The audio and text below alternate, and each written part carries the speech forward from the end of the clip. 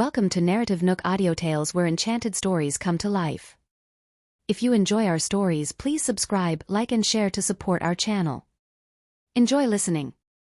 Among the unearthed artifacts, a wooden box caught their attention. It was securely locked, rendering it particularly more valuable than the rest. With gloved hands, Winston gingerly cut through the ancient iron lock. To their astonishment, they found that it contained a logbook, a priceless discovery that left everyone elated. This expedition isn't in vain after all. We're finally getting somewhere, he exclaimed, his excitement palpable. Willow was unable to contain her joy either, as the purpose of their journey was solely to uncover the secrets of the past and recover lost national treasures. Moreover, this was an achievement that would surely make a significant mark in the archaeology world. Let's take it back to the ship to take a closer look now.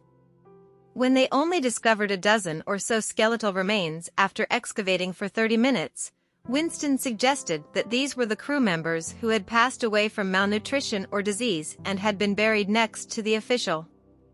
Soon, they discovered the source of the mysterious signal as well.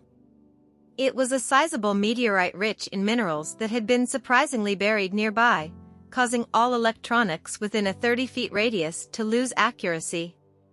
After 3 days of digging, they finally managed to clear the ancient tomb. Once done, they returned to the ship and started their urgent research, which Morgan participated in as well. Desperate for money, he had taken pictures of the logbook and submitted it to an artifact dealer. Soon, he received a reply from them. I need you to translate the information ASAP and send the details to me. If you do so, I'll pay you $750,000 as a deposit. Driven by the allure of money, Morgan became braver. Coincidentally, he happened to be one of the members of the translation team as well. As the others gathered in the meeting room to translate the ancient text, he entered the contents of every single page into the computer. Since each of them was an excellent member of the literary field, it was not a difficult feat for them to translate the logbook. However, it was 3 volumes long, making it impossible for them to complete the translation right away, and they had no choice but to finish reading all 3 before they could proceed to the next step. In the midst of it all, Morgan discreetly downloaded a copy and sent it to the dealer. When he immediately received the money he was promised, he was filled with smug glee, thinking that $1.5 million would soon be his. The team had begun to grow tired before the investigation could fully begin. In the evening, the meeting room was still fully lit when a bodyguard suddenly walked in. Stop the meeting. A pirate ship is heading toward us. What? Winston shot to his feet in shock. The crowd was dumbstruck by the news. They had thought of pirate ships as a mere myth, and none had expected one to appear in the open sea. My goodness! Do you think they're carrying guns? They definitely have bombs. I heard that pirates are all barbarians. Are we in danger? A female team member yelped, blanching from fear. On the contrary, Willow calmly comforted her. Don't worry. It's not like we're unprepared. Even if we have to deal with them, we have nothing to be scared of.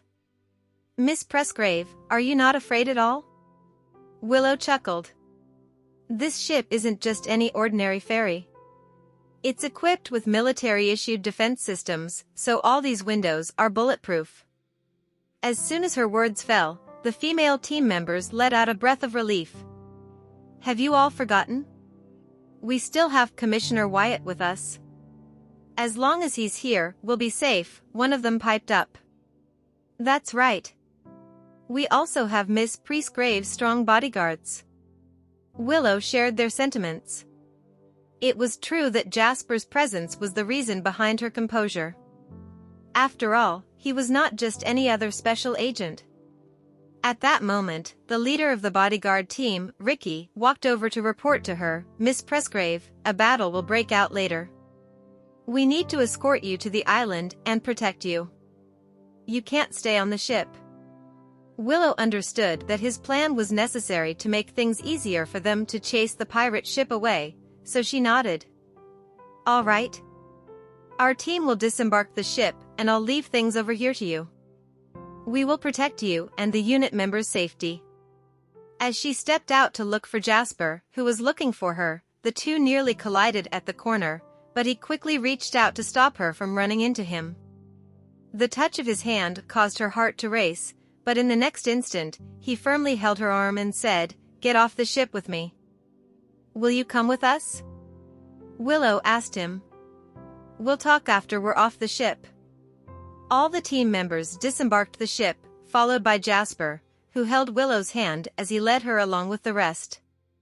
For the time being, the ship had become the bodyguard's battleground, used to chase away the approaching pirate ship. At the same time, a meeting was being held on the pirate ship, led by a middle-aged man with a scarred face. He had received intel that an archaeology team's vessel had headed their way, and the resources they carried on board were extremely ample and worth making plunder for. "We haven't been making any money for a long time. Everyone, get your spirits up. We'll be hitting the jackpot soon. Boss, that ship might even be carrying some artifacts. If we sell any of them, it'll be enough money for us to spend for months. We just don't know what kind of men are on the ship and whether they'll make things easy for us. We'll start attacking once we get close. We have to take this ship down today. We might even get something out of it. It's been a long time since we had any fun. We can thoroughly enjoy ourselves tonight." The ship's crew consisted of fugitives and criminals from around the world, each harsh and ruthless. Without any means to enter the private ocean, they could only make a living by ransacking passing ships. Hence, their eyes lit up with greed at the prospect of a wealthy vessel. Now that they discovered the ship was filled with abundant ancient artifacts, it was as if someone had left a pile of irresistible gold coins before them. Meanwhile, Jasper headed to Winston once they were on the island and instructed, "Take all of the team members and hide in the cave where the ancient tomb is. I'll stay here and protect the island. Should I leave some male team members behind to help you?" Winston hurriedly offered, afraid to leave Jasper all by himself. "No need for that. I can handle this." Jasper refused because that is his way. "In that case, Commissioner Wyatt, take care of yourself. Contact us if you need help," Winston conceded. He could tell that Jasper was not just any ordinary man. Next to them, Willow had been eavesdropping on their conversation and immediately approached him once Winston left. "Jasper, you have to come with us." "I must stay behind to stop the pirates from getting on the island," Jasper insisted firmly. "But..." His gaze turned strict and sharp. "Willow, listen to me." Taken aback by his serious demeanor, she found her eyes welling up with tears. She bit her red lip, knowing there were times when she could be willful and moments she had to be obedient. If she did not listen to him now, it would only bring him trouble. The sight of her teary eyes sent a pang of pain to Jasper's heart, but he could not afford to succumb to his emotions at a time like this. Protecting the island also meant that he would protect the safety of everyone on the team. Now, Willow was not the only one he had to protect, as her team members needed to be looked after as well. After all, she would feel guilty if anything were to happen to them, and he did not wish for such a thing to occur. At that moment, Winston walked over and began to persuade her, "Willow, we should head up now. Miss Presgrave, allow me to protect you for the time being." Johanna joined in as well. Suddenly, Willow pounced forward and pulled Jasper into an embrace, without any regard for the onlookers behind them. Tightening her grip around him, she said, "Tomorrow morning, I want to see you safe and sound." "Okay," he replied in a low voice. It was only after hearing the reply that she released him and reluctantly followed Winston up the island, with Johanna trailing behind them, in charge of providing close protection by Willow's side. As they were familiar with the paths on the island, their journey up the mountain was swift. However, with every step she took, Willow glanced behind her, gradually losing sight of the direction Jasper was in. She pressed forward with a tightly wound nerve. Just then, an explosion sounded from the bottom of the mountain where the shore was, followed by an exchange of gunfire that reverberated in the air. "They're fighting," a few of their team members yelped uncontrollably. "Everyone, hurry up!"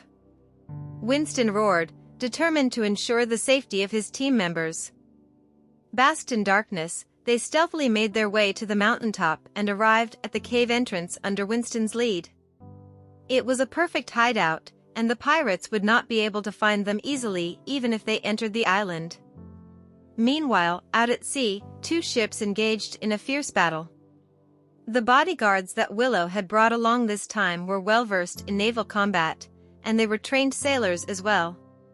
With their skills, they quickly led the pirate ship toward the outer seas. Little did they know, 5 silhouettes floated in the dark ocean, a part of the pirates' plan. They speculated that the crew had already taken refuge on the island, and if they managed to capture them, they could force the ship to lower their defenses. Moreover, kidnapping was their specialty. And yet, they had no idea that someone else was awaiting them on the island. In the darkness, the pirates finally arrived at the shore. At the sight of the tents, they laughed wickedly, their eyes filled with greed as they prepared to ransack the tents. Just then, the leading pirate, still oblivious to the danger, was struck in the forehead by an unseen force, causing him to collapse lifelessly to the ground in a split second. Immediately, the remaining pirates huddled together, firing their weapons in every direction possible. They had not expected such a skilled warrior amongst a team of archaeologists and were taken aback by the military-issued equipment on their ship. Now that an assassin was lying in an ambush on the island, they were caught off guard. "Disperse and find that man," the leading pirate ordered. The 4 pirates immediately spread out at his words, not knowing that this would be their doom. If they attempted to flee at that moment, they might have stood a chance at survival, but their dispersion only led to nothing but their death. After all, the man in hiding excelled at taking out his targets individually. With a sharp gasp, a pirate who had walked into the distance noticed another shadow next to his. He whipped around in fear, and the next moment, the gun in his hand was pressed viciously against his chest by the looming figure that reached out toward him. In a fit of panic, he pulled on the trigger, not realizing it was pointed at his chin. The sound of the gunshot quickly attracted the other 3, but their comrade had long departed from the world of living by the time they rushed over, and his gun had vanished in thin air. That frightened the 3 pirates, and only a single thought crossed their minds: head back to the sea immediately and return to the ship. However, as they fled wildly toward the ocean, the man at the group's tail took a shot to the back of his head while the other 2 turned around in fear as they fired frantically. Yet, the man in the darkness was devilishly skilled, and he was able to aim accurately even with the moon as his only source of light. Bang! Another gunshot later, a wild pirate collapsed into the sea, the water around him turning crimson with his blood. The sole remaining pirate trembled with fear, and just as he thought he had finally made it back to the ocean, he heard a voice call out to him. "Hey!" Uncontrollably, he turned toward the source of the voice, only to see a cold figure standing by the shore, the gun in his hand pointed toward him. In a blink of an eye, his head became the man's target as soon as he emerged from the water, and he was unable to react at all. Just like that, the 5 pirates were wiped out without even knowing the face of the man who took their lives. Meanwhile, the 2 ships were still engaged in the crossfire, separated by the ocean. As the pirate ship was afraid to come into the range of their opponents, neither of the vessels was damaged. At that moment, Jasper disappeared from the beach and leaped into the sea. An hour later, with the pirate ship's departure, the bodyguards steered back to the shore and returned to the dock. Halfway up the mountain, Winston noticed that the pirate ship had disappeared, followed by a message from the bodyguards, reporting that they were now on the island. Immediately, Willow suggested, "Let's go down." "Miss Presgrave, we have to wait for a little longer. We can only head down once Ricky confirms the safety on the island." "No, I have to head down now." Willow could not wait for another second, leaving Johanna with no choice but to trail after her. "Miss Presgrave, I'll escort you." On the island, the bodyguards were just as dumbfounded. At the sight of 5 new corpses that belonged to the pirates, Ricky immediately ordered his men to take the bodies away and clean the surroundings before Willow caught sight of such a blood-curdling scene. "Wait, did you see Mr. Wyatt?" he asked one of the subordinates next to him. "No, I didn't." "Did he leave to look for Miss Presgrave?" "He must have gone up to see if Miss Presgrave is safe." However, Ricky found it impossible that Jasper would ascend the mountain unless the pirates had escaped and made their way up, but the discovery of the last 2 corpses near the coast showed that they had been shot down in their attempts to flee toward the sea. In other words, none of the pirates had gone up the mountain. As his gaze shifted to the barely visible pirate ship on the horizon, a bad premonition arose in his heart. He knew this was something that Jasper was capable of. After Willow hurriedly rushed down from the mountain half an hour later, her gaze skimmed past the crowd gathered at the bottom, but all she could see were her bodyguards, and Jasper was nowhere to be found. "Ricky, where's Jasper?" She immediately demanded his presence. "Miss Presgrave, we didn't see him anywhere when we came on shore," Ricky replied, afraid to tell her his assumptions. After hearing that, Willow felt as if a knife was digging into her chest, leaving her unable to breathe. "Where is Jasper? Didn't he say he'd stay here to protect me? Why did he disappear?" "Miss Presgrave, don't worry. Mr. Wyatt will be fine. He's more capable than all of us combined," Ricky comforted. However, with Jasper nowhere in sight, she was plunged into worry and could barely settle her anxious heart. "Search him.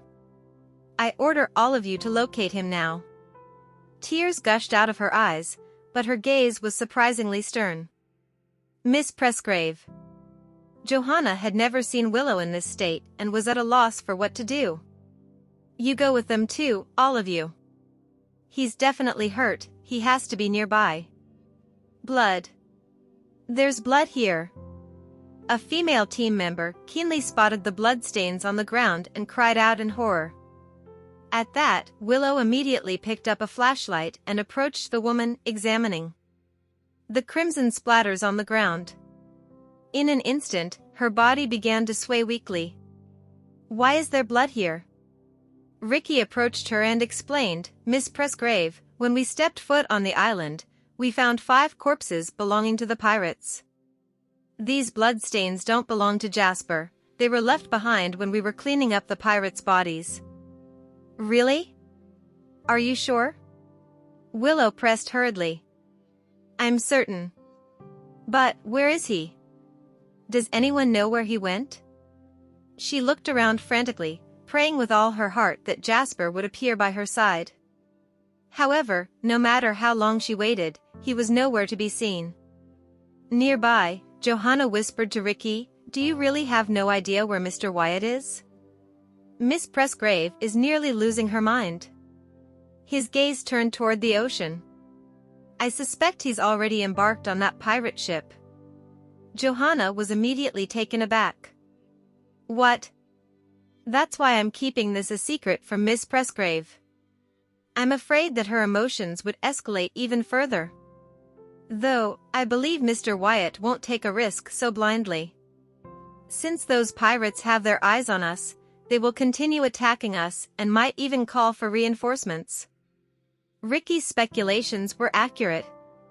On the pirate ship, a fierce exchange of gunfire was taking place. Their target was only one man, but he had already caused the death of over a dozen people among the crew. Even the captain was now in a panic, desperate to flee.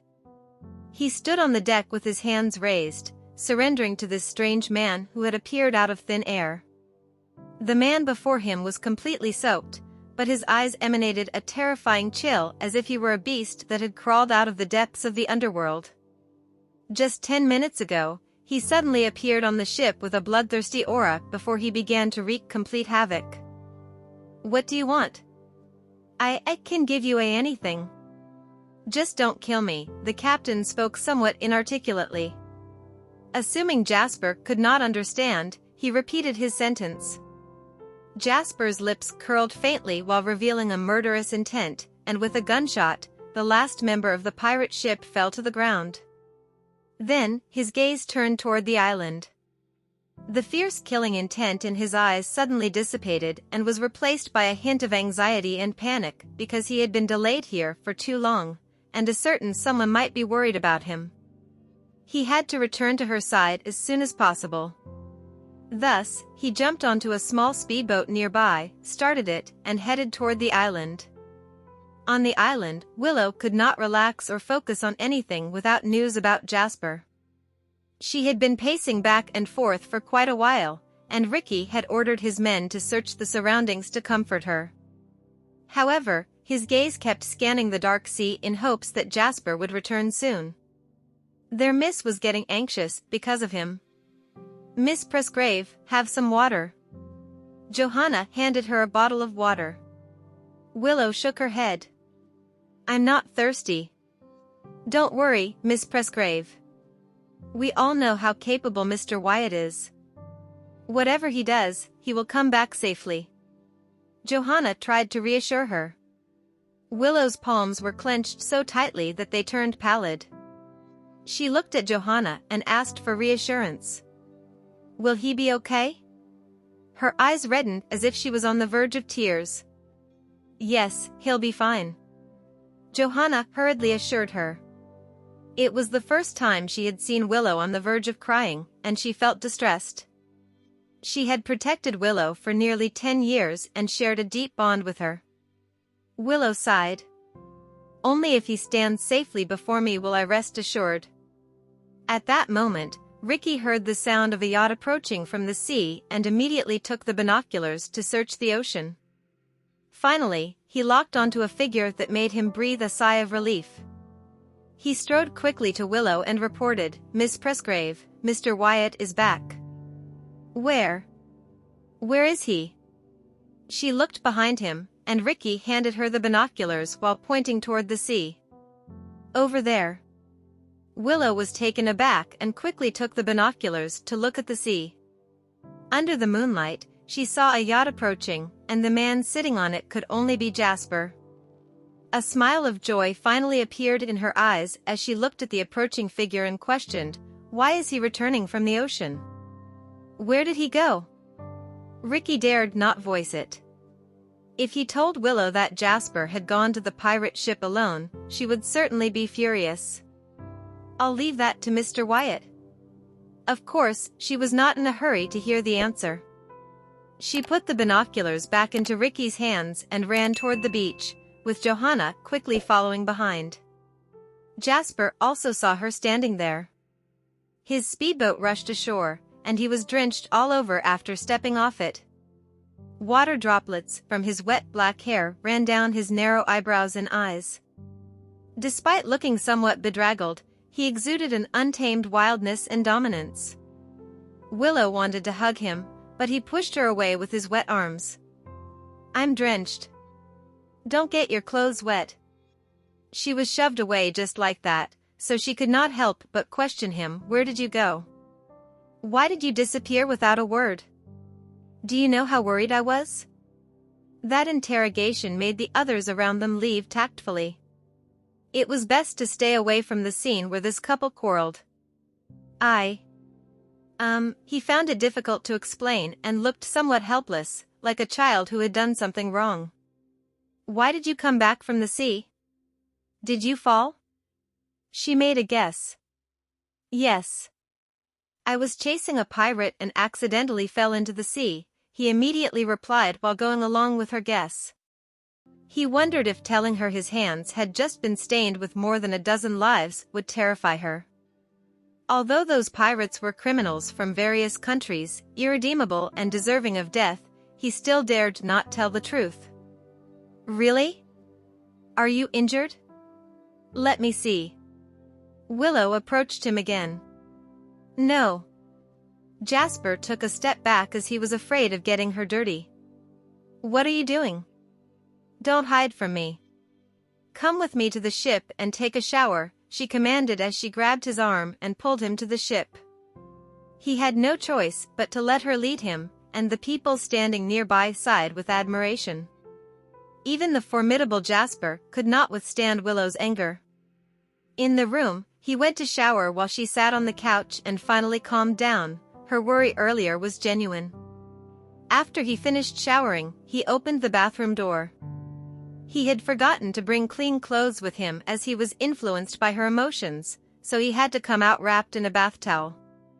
With his body still emitting heat, he tied the towel around his waist, and his well-defined abs and perfect physique were fully outlined under the light. It exuded a charming allure. Willow blinked while directly admiring the scene before her. She suddenly felt a bit dry in her mouth and tongue-tied. However, there was one thing she needed to do, and that was to examine if he had any new injuries. So, she stood up and walked toward him. His breathing became slightly rapid, and he told her, "Why don't you wait outside?" She raised her eyebrows. "Why? Can't I take a look?" "There's nothing worth seeing." His gaze swept around the room as he looked for his clothes. No matter how good his physique was, he felt a lack of confidence after being stared at by this girl, growing insecure. "I'm just checking to see if you're injured," Willow said while her eyes focused on the upper half of his body. She found no injuries but noticed a water droplet falling from his hair. It rolled down his chest and reached his waist before disappearing into his sexy Adonis belt and being absorbed by the towel. That scene was incredibly impactful. His muscles seemed to be sculpted and looked exceptionally attractive. She even sensed the hormone-laden air, and her face finally turned red as a wave of shyness rushed over her. "You put on some clothes." Willow turned around as her heartbeat accelerated and quickly left the room. She went to the refrigerator in the hall and took out a bottle of cold water before drinking it. "I'm so thirsty." "Why am I thirsty?"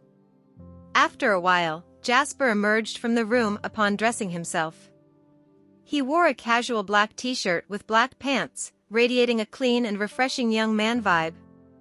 She handed the water to him. "Are you thirsty? Drink some." Under the light, he noticed her eyes were red as though she had cried. Did she cry? He wondered while drinking the water. "Let me know where you're going next time, or leave a message.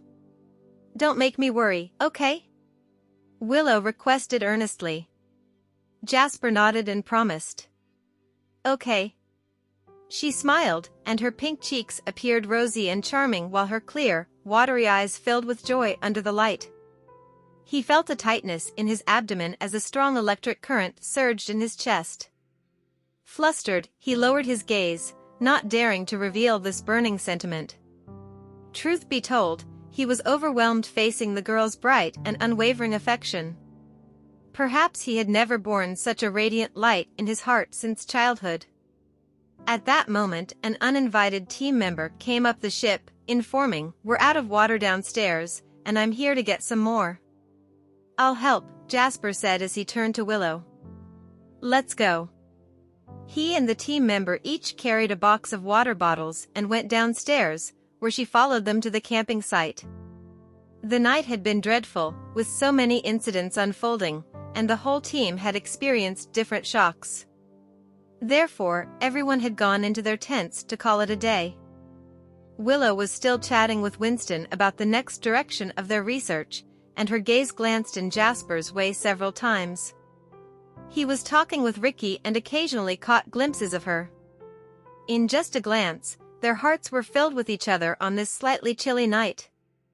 Winston was also planning to nap for a while, and a sly look flashed in Willow's eyes. She deliberately stood there to feel the cold breeze and did not return to the tent. As expected, after a while, she saw Jasper finish his conversation with Ricky and walk toward her. "Why aren't you sleeping?" His caring voice came. "I'm scared and can't sleep alone." She hugged her arms and looked up at the deep night sky. "You can have Johanna accompany you for a while," he suggested. She turned to look at him. But I want you. He sighed slightly. All right. Sure. Let's go. Her lips could not help but curl up in satisfaction. It seemed she could coax him to sleep after all. I'm energized, but let's do this. In reality, she felt sorry for him, as he had not slept well for several days. So, she deliberately invited him to get some rest. After entering the tent, Willow obediently lay down and told him, "Close your eyes. Don't think about anything, and just sleep." Jasper obediently shut his eyes, and so did she. They waited as seconds ticked. Half an hour passed, and even though she was about to fall asleep, she resisted the drowsiness and opened her eyes to sneak a peek at him. She could not help but get closer to him to check if he was asleep while propping herself up on her elbow as she looked at him under the faint moonlight. "I think he's down." She smiled and felt satisfied. She then lay back down and rested her head on her arm while admiring the handsome profile of the man. Her eyelids grew heavier, and finally, she fell asleep. Moments after that, the man's thick long lashes lifted, and he turned his head. His bright and charming eyes locked onto the peaceful sleeping face of the girl, and he let out a faint sigh of relief. In the end, who was coaxing whom to sleep?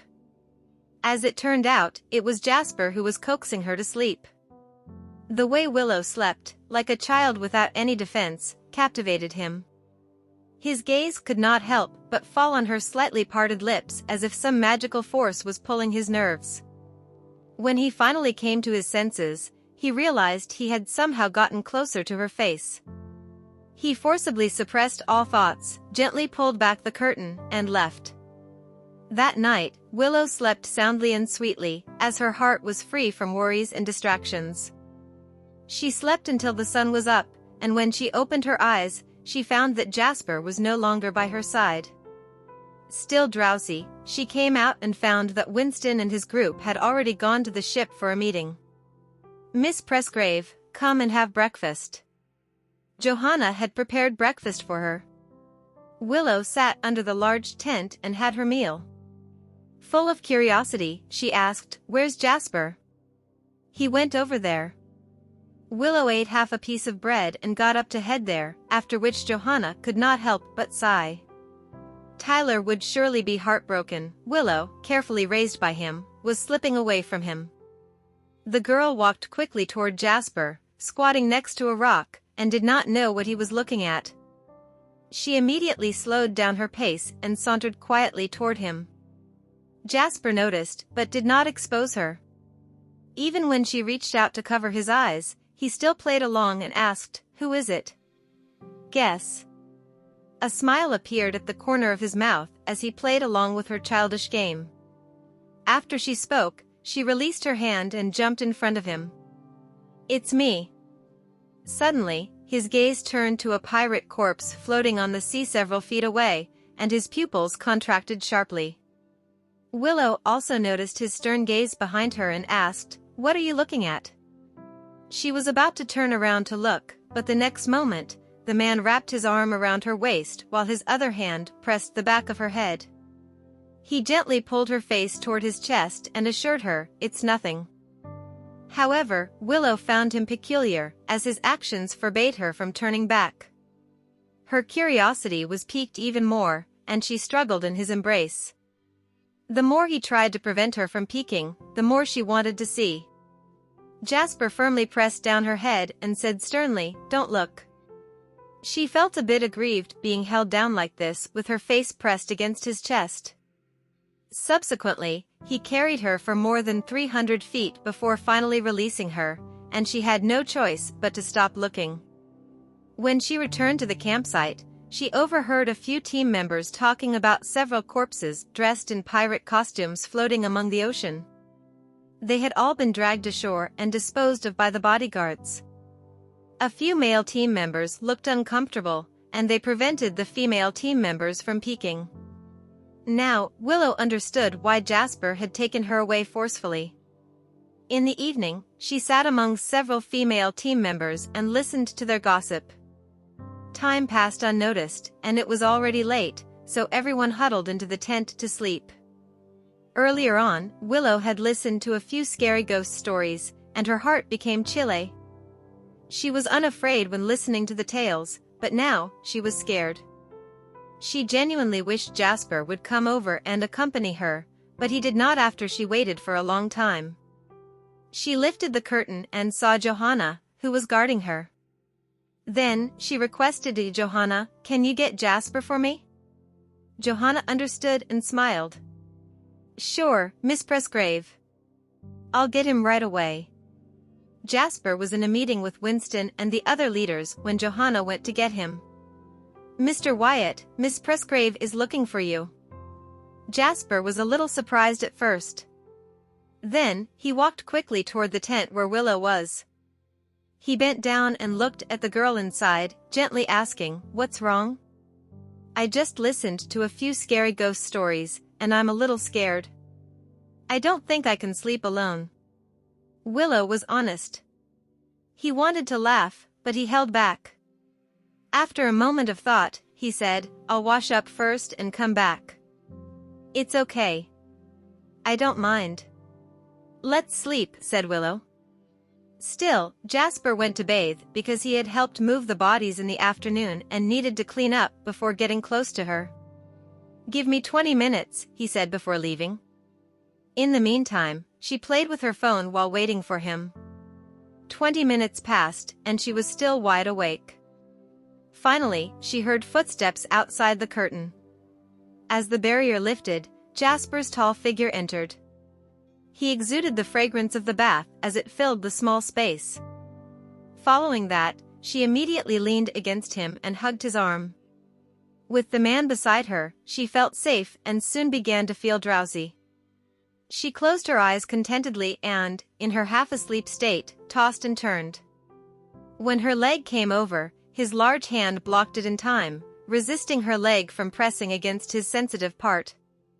Jasper lowered his head, looked at the girl falling asleep, and gently retracted his arm. Then, he left the tent softly as if coaxing a child.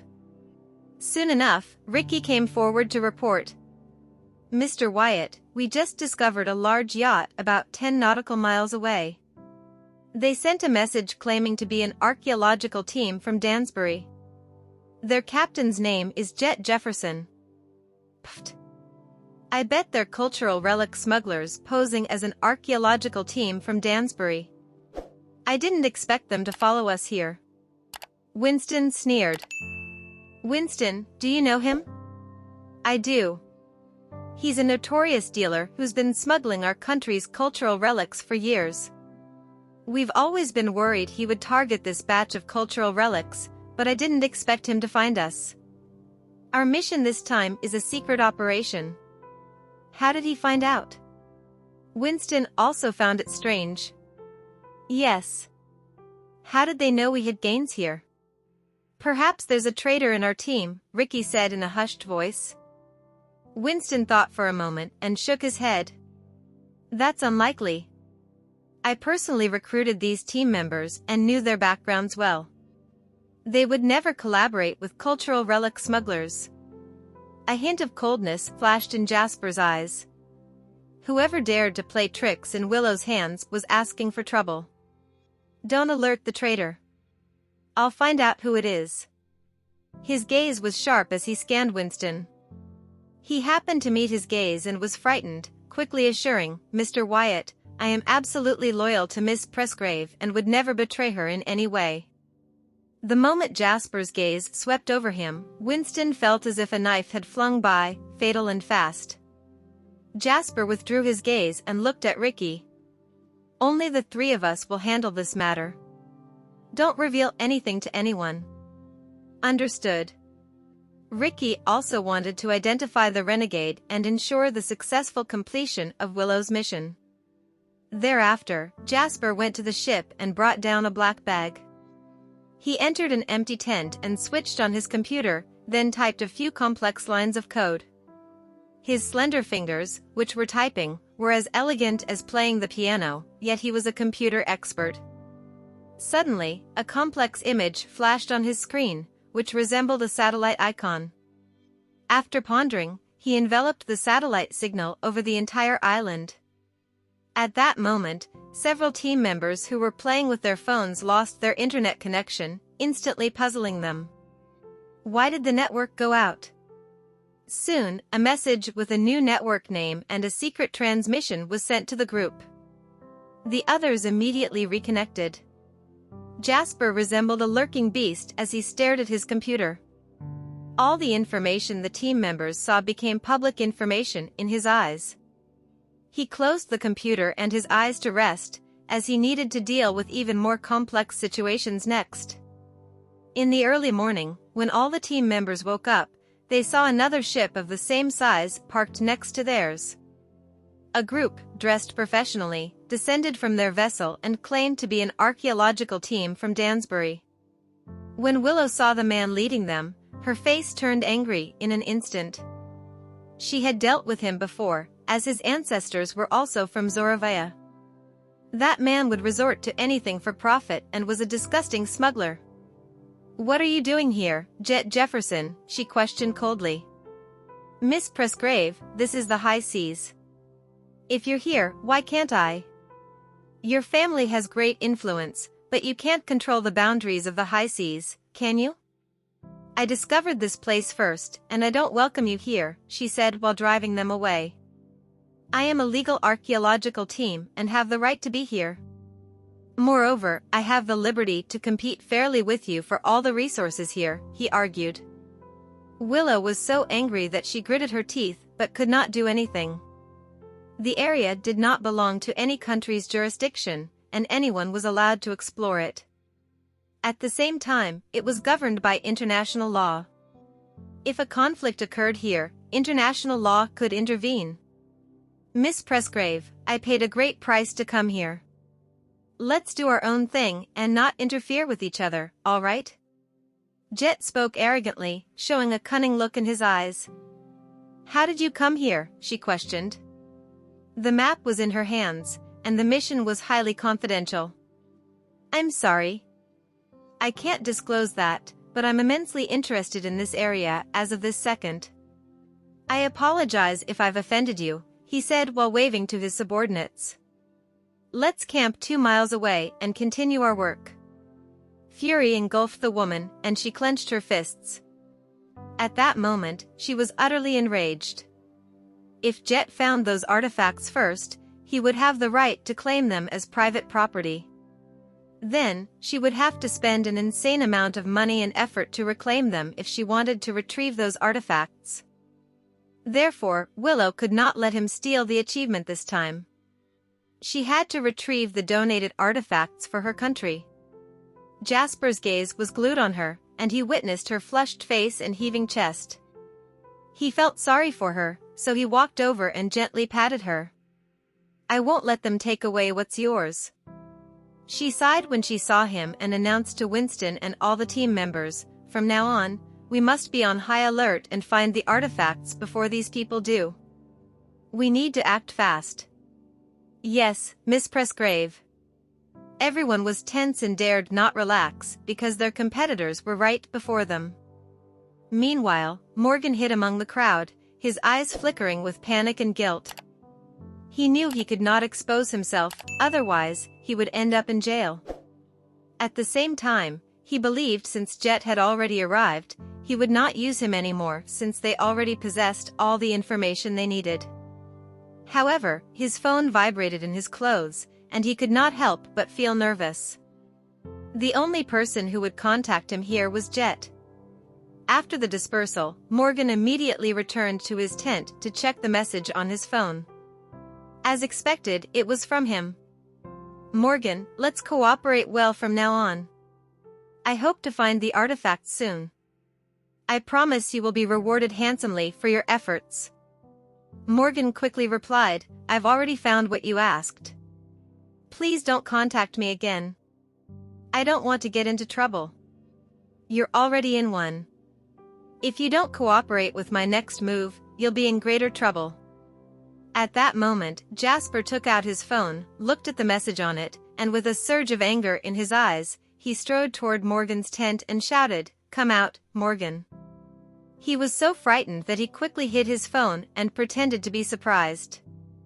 Then, he stuck his head out and inquired, "Commissioner Wyatt, do you need anything?" Jasper reached out and pulled him out from inside before kicking him to the ground. The poor dude almost spat out blood as he cried in fear, "Commissioner Wyatt, what are you doing?" "So, it was you who leaked our whereabouts and information to that scoundrel." In the meantime, Willow was frustrated and returned to the ship to rest. However, as soon as she sat down, she heard a female team member shouting outside, "Miss Presgrave, something's wrong. Commissioner Wyatt and Morgan are fighting." At that, she quickly got off the ship and saw a crowd of people circling a pair, where one was fighting while the other was howling. As soon as she arrived, everyone made way for her. She saw Jasper standing to the side while Morgan had already been beaten to the ground with his ruby mouth. Then, Winston's voice sounded. "Morgan, you're such a fool. How could you leak information to those filthy smugglers and give them all our important data? You're breaking the law and will end up in jail." "I'm sorry. They forced and threatened me. I had no choice," Morgan immediately pleaded. However, a cold snort resounded. "You were clearly bought off by their interests." "I wasn't." "I swear," Morgan retorted. Jasper handed his phone to Willow and said, "These are the complete chat records between him and Jet. Such a person doesn't deserve to stay on your team." She took his phone and read the chat records, turning angry the next second. "Morgan, you told Jet all our clues. Do you know what that means? It means our country's artifacts will be sold to outsiders.